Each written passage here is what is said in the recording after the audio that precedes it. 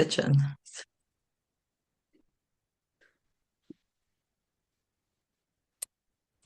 Welcome, friends. I'm Melinda Wenner Bradley, and I serve Faith and Play Stories as the Director of Communication and Training. And I am here today with my friend and collaborator, Sallie Welte. Hello, Sallie. Hello.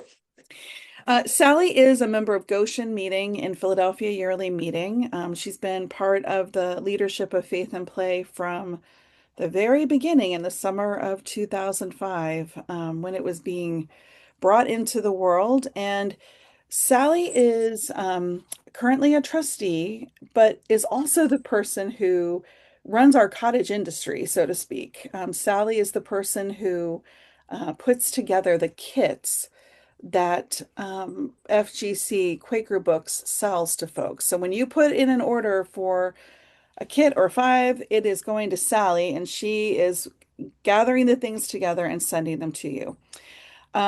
We have heard feedback through the survey that we did in the fall about materials. Um, we have heard celebration of things and stories that people like the materials for. We've also heard some questions and even some concerns about materials. Um, and we're seeking to answer all of those and to address them now that we're in a place of responding to the surveys. So I think it's true for many people that we find that making materials can help you to learn the story. But and often it's an opportunity to get other people in your meeting involved. They're not going to be a storyteller or a door person, but maybe they're a woodworker. But we also have heard and acknowledged that some people are not what they would call crafty, or maybe they have a small space that doing some of this and being able to spread things out to cut underlays and such is challenging. So while we try to make the materials as accessible as possible, and that was definitely a part of our conversation about the three newest stories that we've released, um, it is something that we continue to think about and continue to seek new ideas and ways to do things. So I asked Sallie to come and answer some questions, in part because she knows a lot about putting together stories and their materials, and also because she can really speak well to um, how it's important to make materials your own as well.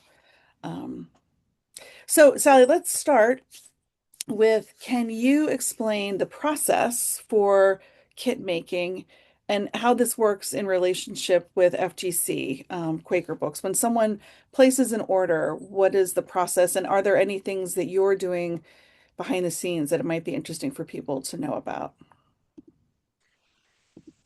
Well, if you place an order and FGC has that kit in stock, it's a done deal. It's a quick turnaround and you get it. But the real issue is how did those materials get there in the first place? So typically we get an order from Quaker Books for about 6 or 7 kits. Um, we that number is chosen because that's the number that will fit in a Mhm. U Postal Service priority mail large box. We Mm. do everything we can to keep the cost down so that the cost is less to Quaker Books, who have to add a small amount to it, and then to the person who ordered the kits. So we combine the orders together, usually about 6 or 7. And then I proceed to assemble them based upon the materials we have on hand. You should see my basement. Um, there are reams of felt and boxes of little people down there. Um, and I do them to order. We don't prepare kits ahead of time because we really never know what orders people want, and we want to have the freedom to change them if we see that a change is indicated. So I print the cover sheets, I print the templates, I rough cut the underlays. I save the joy of cutting the underlays for you so that you get that experience. And I also have a checklist of everything that goes into each kit. And I usually everything that's supposed to be in there is in there, but um, occasionally I make a mistake, and I encourage you to contact Faith and Play and not QuakerBooks, should that happen. Um, then they need to be packaged. They need to be packaged for two journeys. The journey from my house to QuakerBooks, which is in the what is it, the fulfillment center is in Massachusetts. And then they need to be survive that and then shipped to you when you order them. They have to be shipped twice.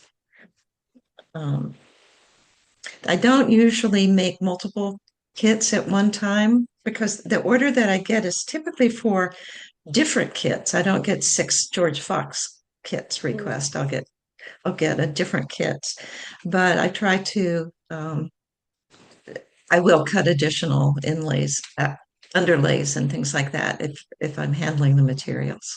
Mm. Have I? So that's great. That's really helpful. I wonder, I know that you're always on the lookout for like Mm, when there are various things that you know are needed in a story, you're on the lookout for them.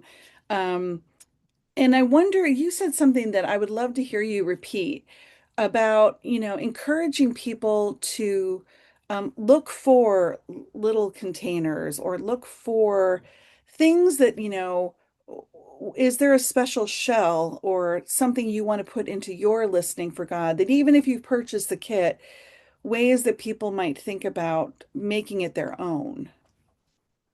the kit is really the kit contains all the raw materials you need to make the story materials and tell the story. However, it's really can be seen. I refer to it as a starter kit because as you become familiar with the stories and you tell them, you may have your own things you want to substitute.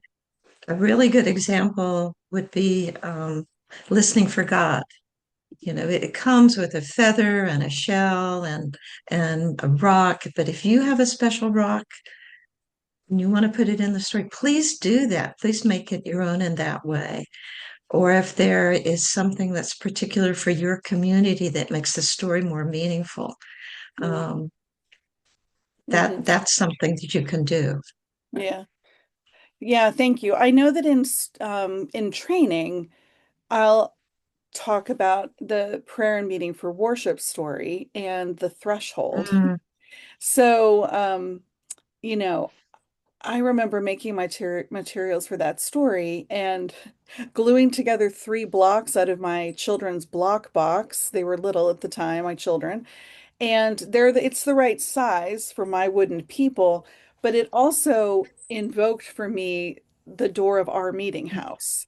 And yes. I remember very clearly being at Atlanta meeting and friends there saying, "Well, we have like multiple doors into our meeting room, a more modern building." And somebody shared that their sense was that the walkway up to the meeting house was really the threshold. And so we talked about like get a piece of, flat wood and put, maybe that is what goes up and into your meeting house. Maybe you don't need a doorway threshold. Mhm. So, making it, in that case, making the idea of crossing the threshold into your meeting space, either the right size or the right feeling for your own meeting house. Yeah. Mm.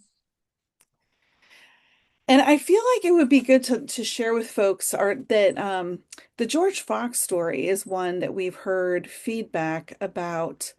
Um, we were really gifted several years ago. Somebody created wooden cutout the 4 puzzle pieces out of wood. And it was sort of a limited time edition because somebody made them and gifted them. But I think we're going to play around a little bit with how felt like might be another way to do that story in terms of making things available in a kit. Um, but we're playing with it, right? Like, The kits contain the, the materials you need to make a story similar to the one that you'll see Mm, on the cover, but the exact materials may be substituted because yeah, sometimes we just can't get them, and other times they're cost prohibitive. And yeah, then we'd have to pass that cost on yeah, to you. yeah. Well, and I was going to say a little differently than, the Godly Play Foundation and their materials. They have a whole materials arm of paid employees at Godly Play Resources where things are pretty uniform, whether it's the picture in the book, the picture on the website, and what you receive when you order something. The pictures in our publication were they're pictures from people who tell stories. Like we were like, oh, that would be a great one to include. So there's, to your point, it's not that the picture in the book is going to be the same thing as a kit or even what you need to make. Your elements may be a little different if you have your own rock or shell, or choose a different color for something. So yeah. A different question.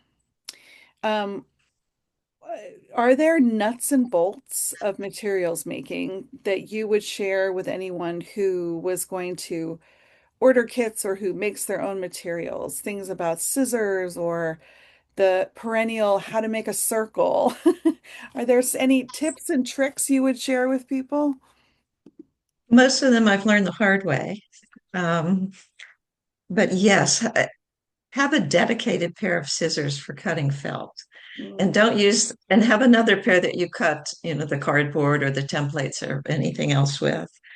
Um, also make sure that, especially if you're using your kitchen table to cut felt, that everything is off of it and that it is dry. Um, let's see, I wrote a few things down so I wouldn't forget them. I found that circles can be made fairly easily by, the diameter of the circle, figure out the radius of the circle, get a push pin, tie one end of a string around it, measure out the right length a string for the radius, attach a pencil, marker.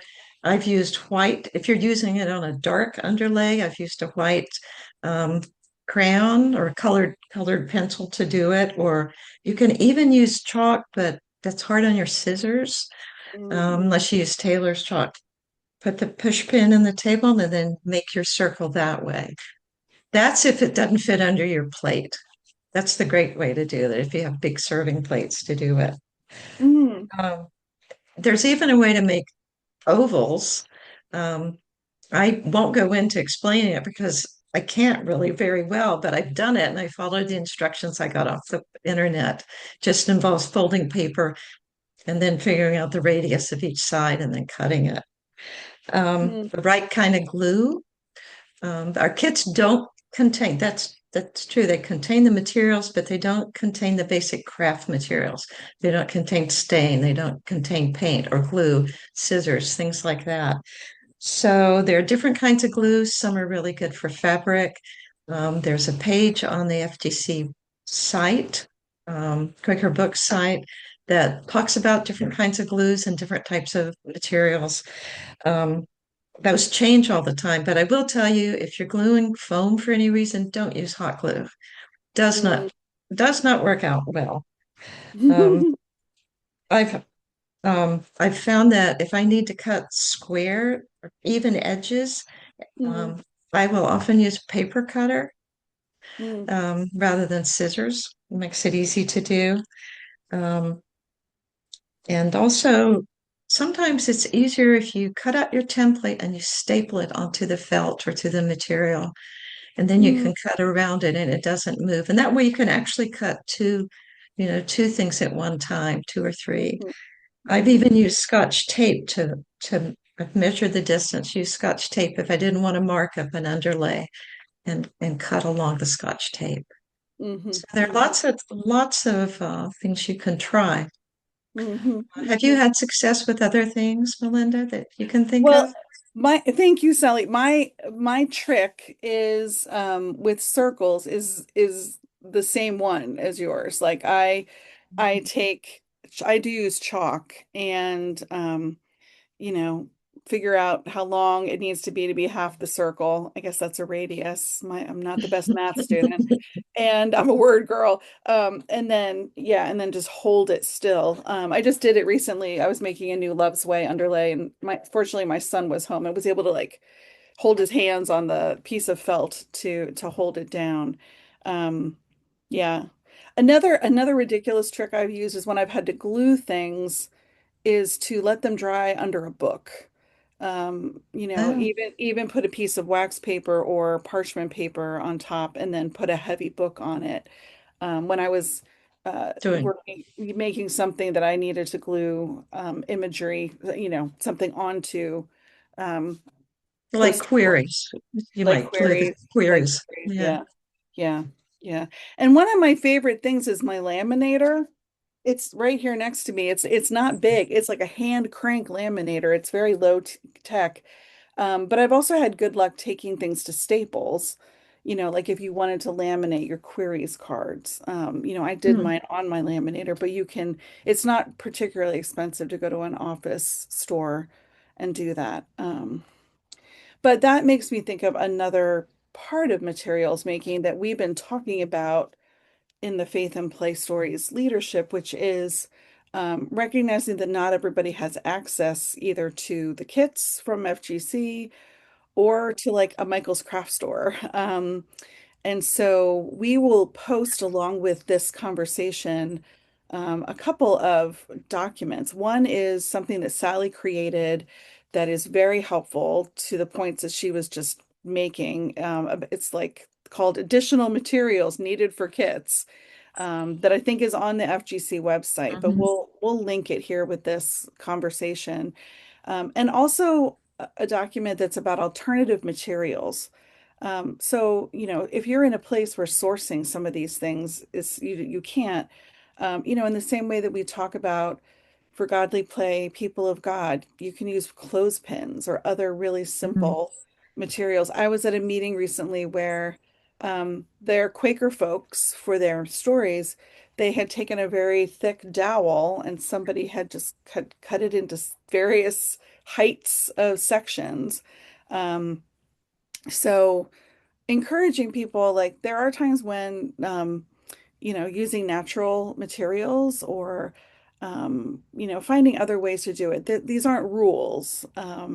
They are suggestions in some cases. So we'll add those to what's shared along with this video.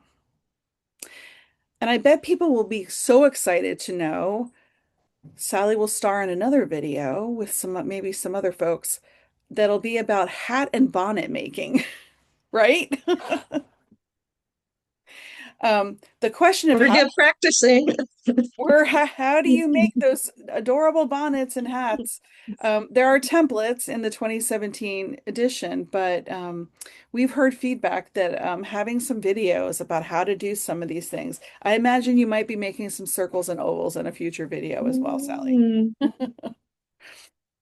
But Yeah, go ahead. one thing I thought of is the size of your underlays. We say in the description, we say approximately. And so it doesn't mean they have to be exactly 24 inches. It's just what has worked with the typical group size that you would have. But Mm-hmm. you may, you can change that as long as the other materials are proportional to it as well. Mm-hmm. Mm-hmm. Mm-hmm. Mm-hmm.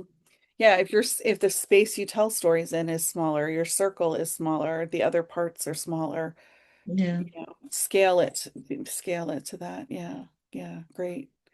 Um, and I guess another thing we're saying is that we hope to do some material making at Journeying in the Light in August. There'll be more news shared about this gathering of our Faith and Play community of practice.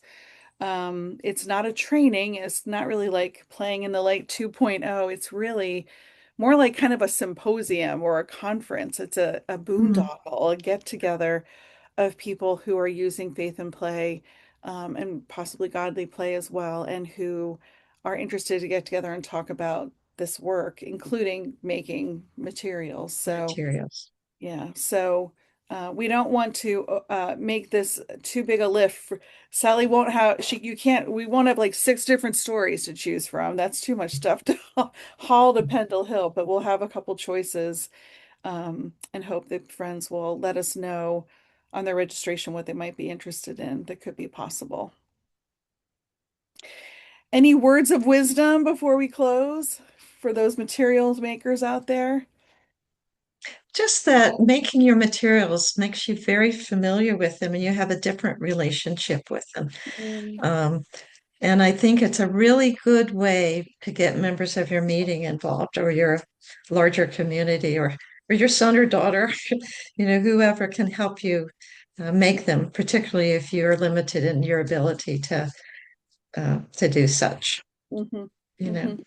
mhm, mhm, mhm. Yeah, it's, get other people involved. I will say cats are not helpful. No, cats are not Cats are helpful. not Cat helpful. hair. They And they if you might think they are helpful, but they're not helpful. And the other thing is you walk through stores and you go, oh, that would be good. You find a little broom and you go, oh, the woman story or something that you would like to add. Mhm. So Keeping keep your your eyes, eyes peeled. keep your eyes peeled. Awesome. Great. Thank you so much, Sally. To be continued in the sense that we hope to share some other supportive videos with folks who are doing this work. But thank you, and thank you for all the volunteer time that you give to Faith and Play Stories, both as a trustee, but really keeping our cottage industry of materials and kits going. Thank you from You're from very welcome.